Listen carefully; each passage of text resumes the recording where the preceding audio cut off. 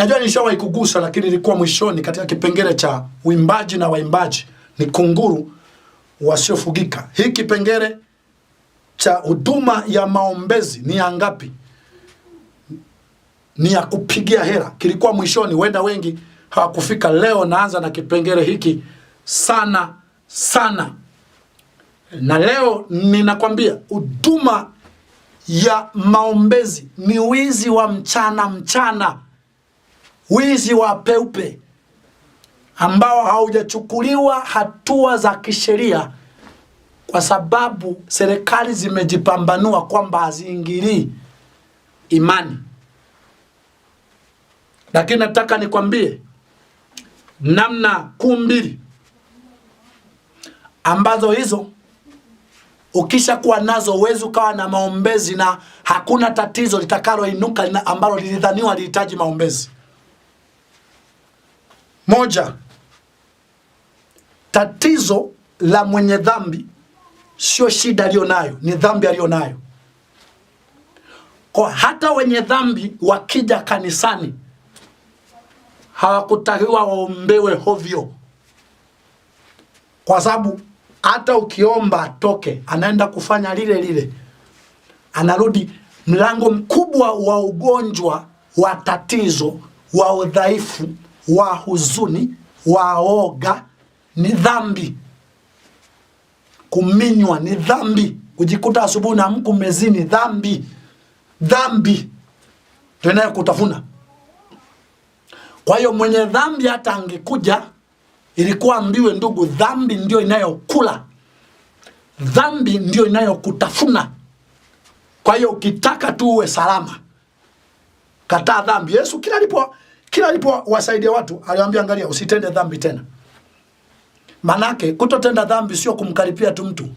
Kaa chini ya fundisho litakalo kufanya usitende dhambi. Dhambi inakuja kiakili, kimbinu, kitaratibu. Inakuja kama inakuja kukufanikisha. Haijagi kama dhambi, inakujaga kama umejiongeza.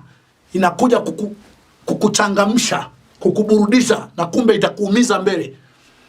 Kile kitu lazima mtu huyu aelimishwe. Hata wapagani wenye dhambi hawakuwa kuombewa ovyo. Yesu kuna mahali anamwambia mwanamke mmoja, anasema si vema kutoa chakula cha watoto kuwapa mbwa. Wapagani, ukisoma vizuri Biblia, mwenye dhambi ni mnyama kama wanyama wengine. Ndio kumwambia mfalme mmoja, akasema akamwambia yule mbweha, si vema kuwapa mbwa. Mpagani hana fungu.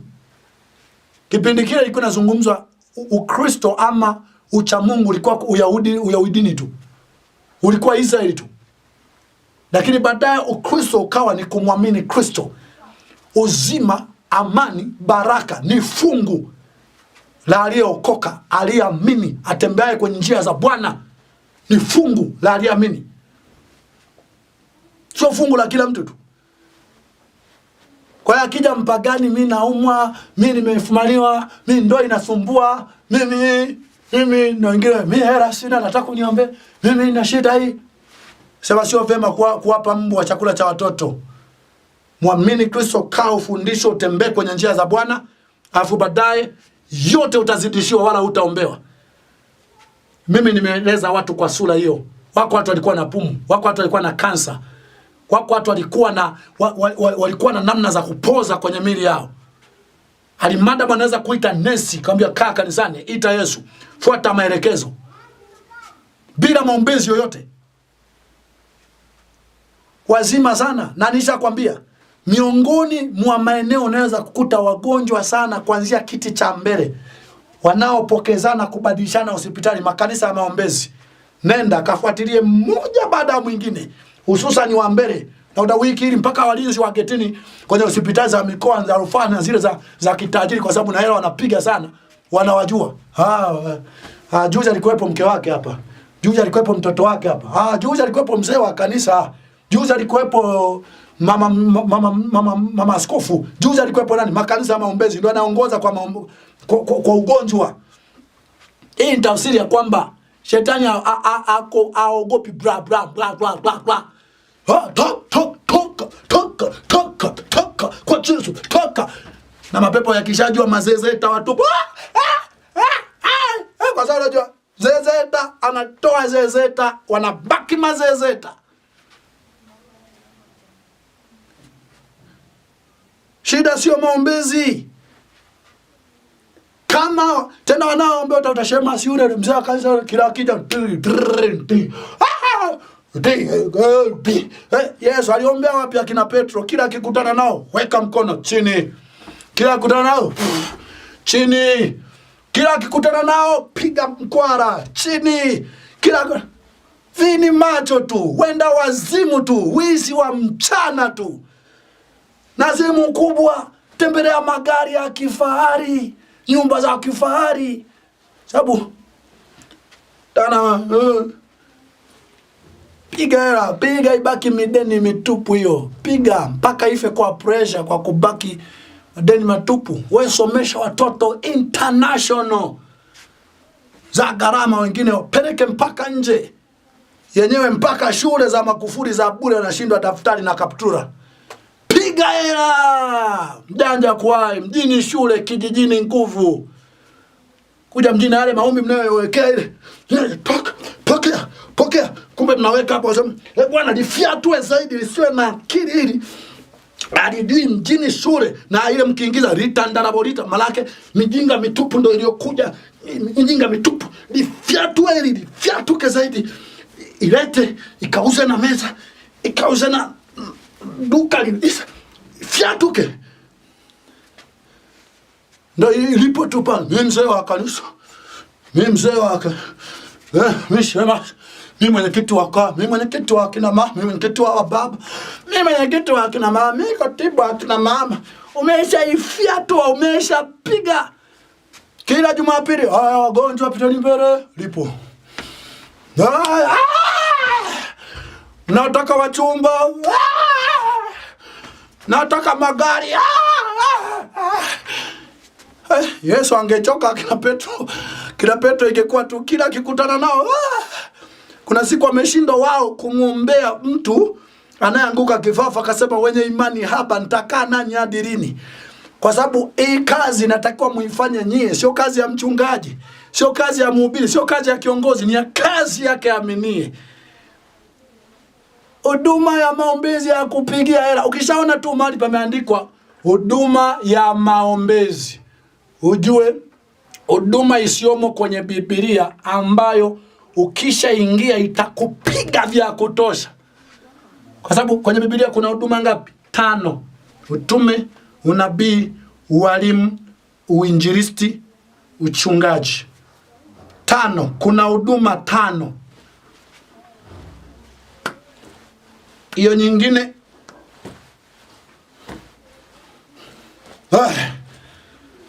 na wanajeuri hapa wakisikia hii topic kwa sababu watu wanakusifu. Sifa zinakuua, wala hata tufanye haya kwa sababu tunasifiwa. Naumia kweli haya ninayofanya haya. Na sinufaiki chochote kwa kufanya haya. Chochote. Naumia kweli.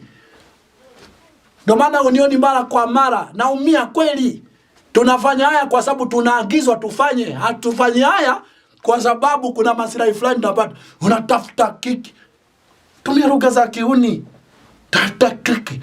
Mbarikiwa machachari. Tunazivumilia tu. Lakini lugha za dharau sana. Nini hivyo mnaviita kiki ndio vinini? Iliali unanijua wewe. Unanijua. Yaani natafuta nini? Chamana, mimi nishakufaga. Mimi Yesu aliniokoa. Kwa hapa nilipo ni mtu tunayewasilisha na kuwakilisha yale ya Mungu. Sihitaji chochote kwa mwanadamu. Alafu ninao uwezo wa kupata chochote. Nimekula kitu cha aina yote. Nimesafiri kwa usafiri wa aina yoyote.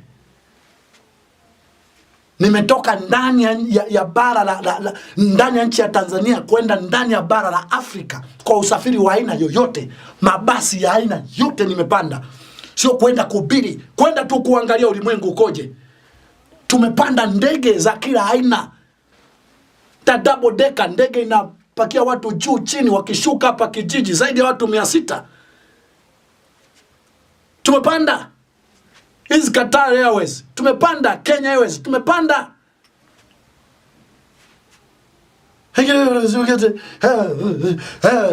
tafuta kiki,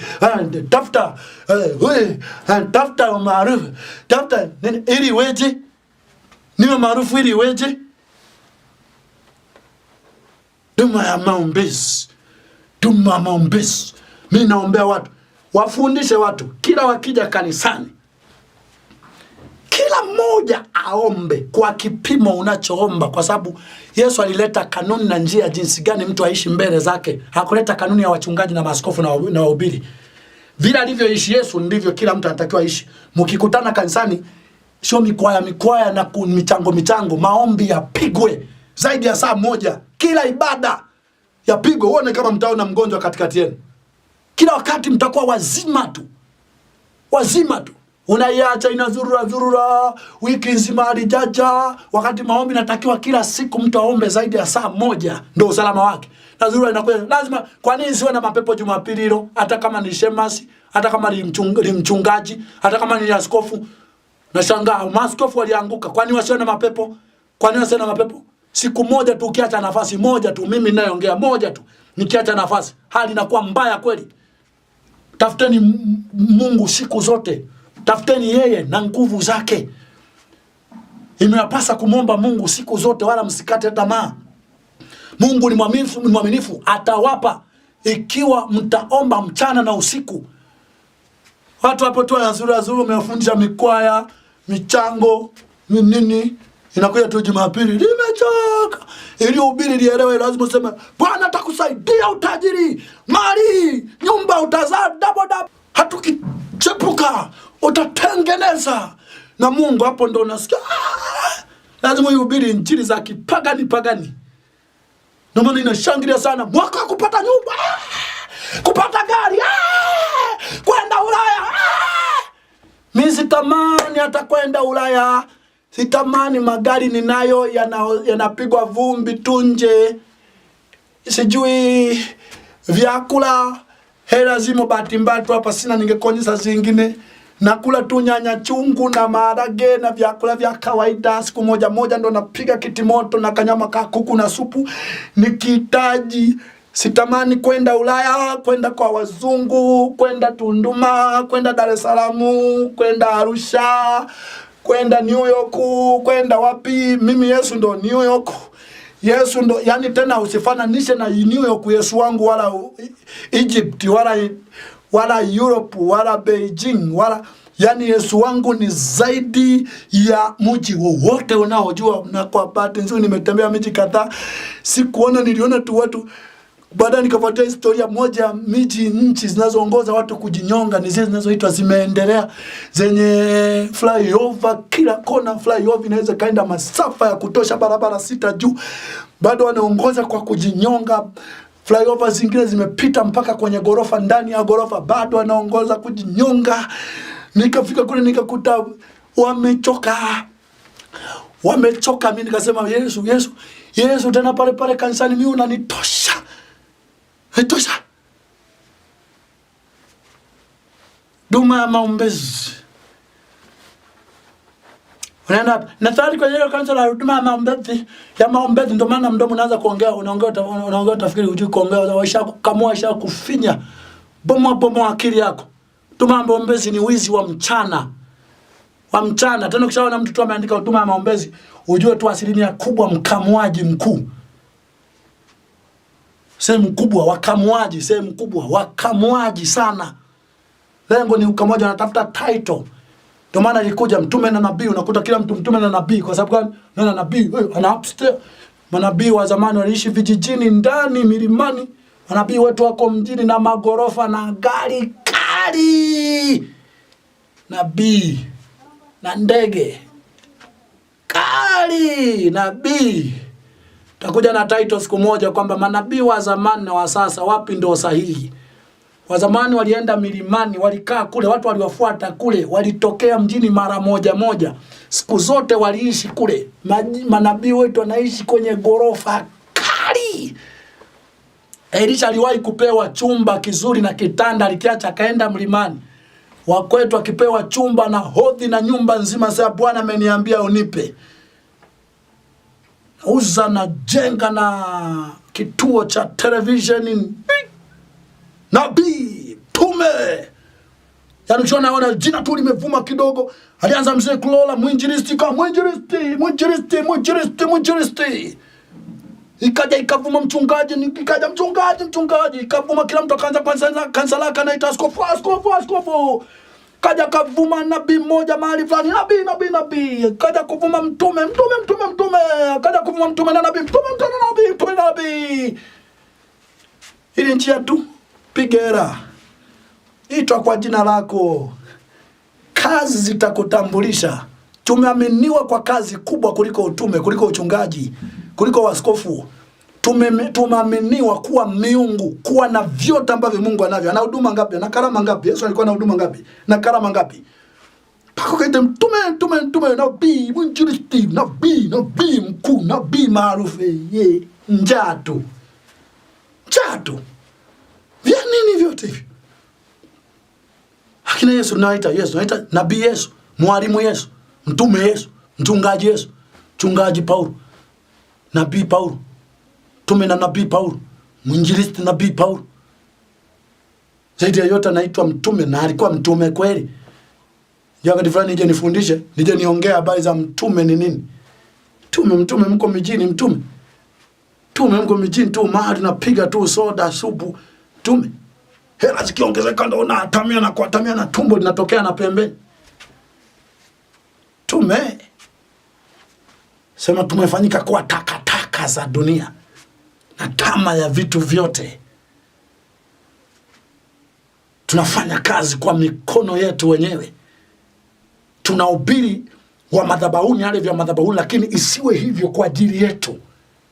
Isiwe hivyo. Mitume unakusanya mpaka hela za mjane, za yatima, za mirathi, za nini, kusanya vyote, yatima na baki ombaomba mtaani.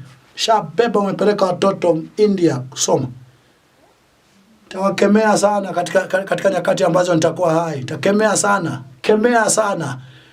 Najua haya yataniongezea hatari ya kuishi pote. Lakini nataka nikwambie huduma za maombezi ni wizi wa mchana. Wafundishe watu. Kila mtu aende kwa Mungu. Pazia la hekalu limepasuka. Yeyote amwendaye amsikia. Na Mungu akimsikia, wewe ni nani? Hata ulete kingine cha ziada zaidi ya utamchakachua. Wache watu waende kwa Mungu wenyewe. Wafundishe, watapiga kelele, watakimbia kanisani. Hawataki kwenda wenyewe, hawataki vya kugaramikia. Wanataka vija haraka. Simama kwa agizo ambalo Mungu angetaka usimame nalo kama kweli uliitwa naye. Sababu njaa nyingi, wengi njaa ziliwaita na uvivu wa kazi. Kama uliitwa naye, simama tu katika kila ambacho alikuagiza ufanye. Na ni kwa sababu wavivu wa kazi, kwa sababu ungekuwa unafanya kazi zako, unahakikisha matembele iko ndani, nyanya chungu ziko ndani, nyanya mboga ziko ndani, dona iko ndani mule, usingeteteleka. Na ungekuwa umefundishwa fahari ya mtu sio nyama, sio mavyakula ya hotelini. Fahari ya mtu ni Mungu. Bwana asipojenga mji, ajengaye afanya kazi bure. Shadraka, Meshaki na Abednego walipiga mtama na maji, lakini walinawiri kuliko waliokula posho ya mfalme. Lazima ungefundishwa hayo na kujua kwamba utamu na uzuri wa vyakula ni Mungu kuwepo juu yake. Usingeteteleka wala usingebadilika. Na mbingu zisizomsahau mtu ndipo zingekuacha katika heshima na utukufu mbao mwenye mali na chochote cha maisha haya hawezi kufikia. Sauti ya mtu aliaye toka nyikani, itengenezeni njia ya Bwana, yanyosheni mapito yake. Neema Kristo Yesu na iwe nawe. Amen.